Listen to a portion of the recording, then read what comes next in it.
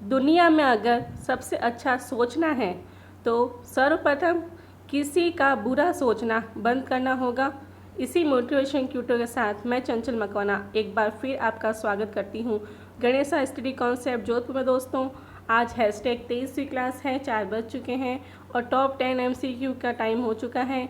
हम Hindi current affairs पढ़ रहे हैं दोस्तों, और 23 जून 2020 है आज।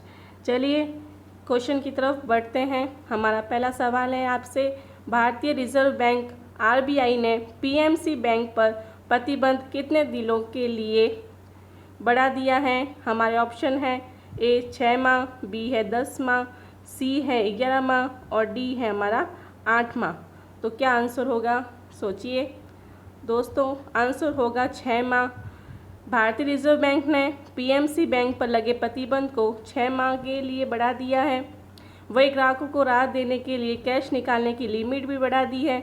अब बैंक के डिपॉजिटर्स 1 लाख रुपए तक कैश निकाल सकेंगे।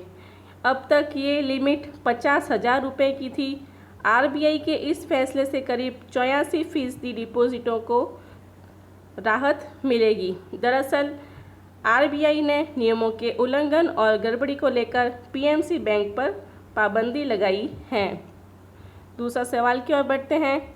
अंतर्राष्ट्रीय योग दिवस निम्न में से किस दिन मनाया जाता है? दोस्तों, ये अभी अभी गया है। तो ऑप्शन है 10 जून को, 15 मार्च को, 21 जून को या फिर 12 अप्रैल को।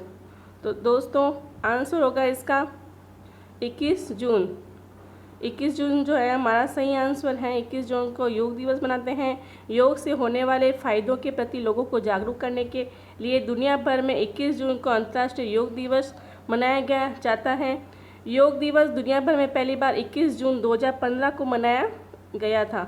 PM मोदी ने 27 सितंबर 2014 को संयुक्त राष्ट्र महासभा में एक साथ योग करने की बात कही थी। इसके बाद महासभा ने 11 दिसंबर 2014 को इस प्रस्ताव को स्वीकार कर लिया। तभी से अंतर्राष्ट्रीय योग दिवस अस्तित्व में आया। तो अंतर्राष्ट्रीय योग दिवस 21 जून को मनाया जाता है। नेक्स्ट सवाल है हमारा, रणजी क्रिकेट में सबसे ज़्यादा विकेट लेने वाले स्पिनर का हाल ही में निधन हो गया, वे कौन है? तो दोस्तों हमारा ऑप्शन है A राजेंद्र गोयल, B है बिशन सिंह बेदी, C है अनिल कुंबले और D है हमारे चेतन शर्मा। तो दोस्तों आंसर होगा इसका राजेंद्र गोयल। राजेंद्र गोयल जो हैं वो प्रथम श्रेणी क्रिकेट में अपने जमाने के दिग्गज स्पिनर गोयल का उम्र संबंधी बीमारियों के कारण हाल ही में निधन हो गया। वे 77 वर्ष के थे। गोयल ने हरियाणा और उत्तर क्षेत्र की तरफ से प्रथम श्रेणी क्रिकेट में 157 मैचों में 750 विकेट चटकाए। वे 44 साल तक प्रथम श्रेणी क्रिकेट खेलते रहे। सुनील गावस्कर ने अपनी किताब आइडल्स में जिन खिलाड़ियों को जगह दी थी उनमें गोयल भी शामिल थे। अगला सवाल, पूर्व RBI गवर्नर उर्जित पटेल का हाल ही में किसका चेयरमैन नियुक्त किया गया है? तो ऑप्शन है हमारे A NCAER, B है NIPFP, C है ICRIER और D है ADB। तो दोस्तों आंसर होगा हमारा NIPFP। इसका पूरा नाम है भारतीय रिजर्व बैंक के पूर्व गवर्नर जो उर्जित पटेल को राष्ट्रीय लोकवित्त और नीति संस्थान के चेयरमैन का नियुक्त किया गया। आर्थिक शोध संस्थान के कहा कि उर्जित पटेल 22 जून 2020 से यह पदभार संभालेंगे। वे विजय केलकर का स्थान लेंगे। विजय केलकर ने 1 नवंबर 2014 को संस्थान के चेयरमैन का पद संभाला था। उर्जित पटेल ने 10 दिसंबर 2018 को RBI गवर्नर के कार्यकाल पूरा होने से पहले ही इस्तीफा दिया था। चलिए पांचवा सवाल, हाल ही में उत्तराखंड के किस प्रसिद्ध लोक गायक और संगीतकार का 94 वर्ष की उम्र में निधन हो गया?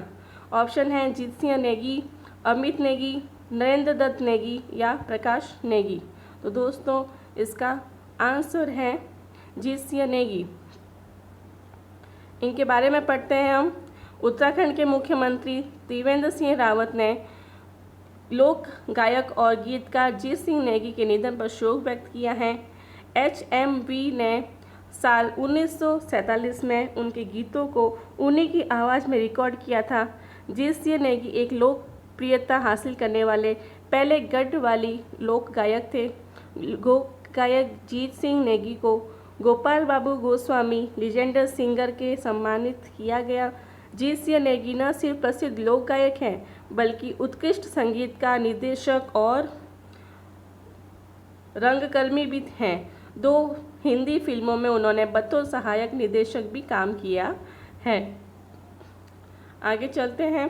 छठा सवाल हमारा, भारत को किस देश की सरकार ने भारत में कोरोना संकट से निपटने और कमजोर वर्ग के लोगों की सहायता स्वास्थ्य सेवाओं को बढ़ाने हेतु 200 लाख यूरो का करार दिया है?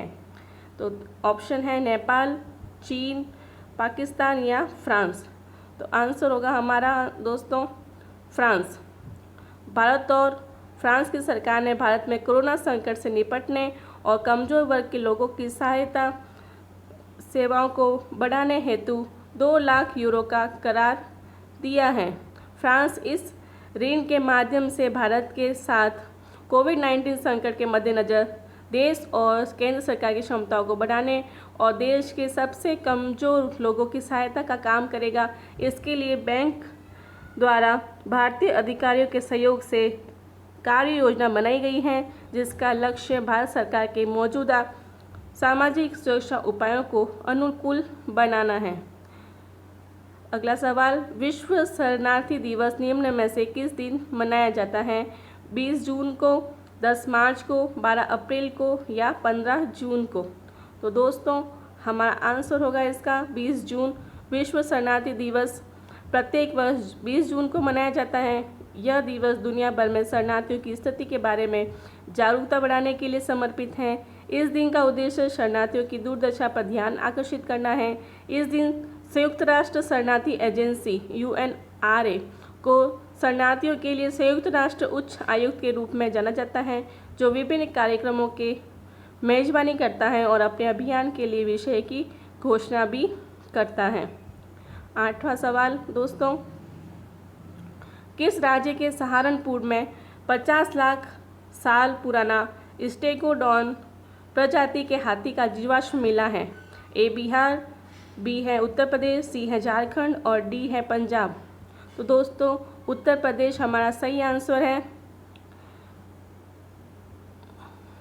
उत्तर प्रदेश के सहारनपुर में 50 लाख साल पुराना स्टेगोडॉन प्रजाति के हाथी का जीवाश्म मिला है। इस प्रजाति के हाथी अब विलुप्त हो चुके हैं। शिवालिक वन प्रभाग के सहारनपुर वन क्षेत्र में सर्वेक्षण के दौरान यह सफलता मिली है। जीवाश्म के अध्ययन के बाद Wadia institute of Himalayan geology Dehradun के वैज्ञानिकों ने दावा किया है कि यह जीवाश्म 50 लाख वर्ष अधिक पुराना है तथा स्टेगोडॉन प्रजाति के हाथी का है। चलिए अगला सवाल, हाल ही में दक्षिण एशिया में आर्थिक कूटनीतिक संबंधों के चलते चीन द्वारा किस देश से चीन में निर्यात होने वाले सामान पर 97% टैरिफ छूट देने की घोषणा की गई है? ऑप्शन है भारत, अमेरिका, नेपाल या फिर बांग्लादेश।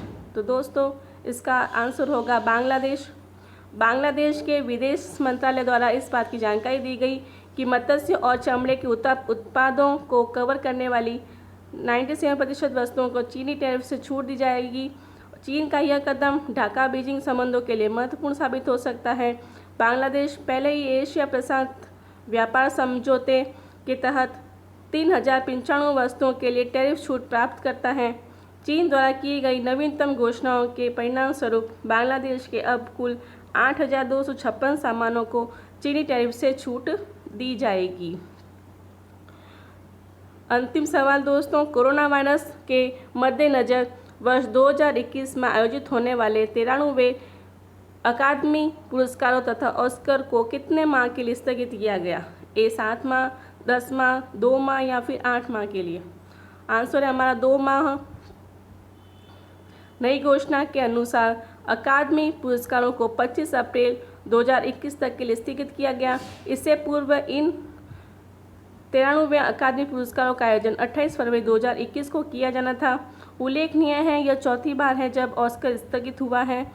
सर्वप्रथम वर्ष 1938 में लॉस एंजिल्स में आई बाढ़ के कारण अकादमी पुरस्कारों को स्थगित किया गया था, जिसके बाद एक बार पुनः वर्ष 1968 में मार्टिन लूथर किंग जूनियर की हत्या के बाद और वर्ष 1981 में 40वें अमेरिकी राष्ट्रपति रोनाल्ड रीगन की हत्या के प्रयास के बाद ऑस्कर को स्थगित किया गया था।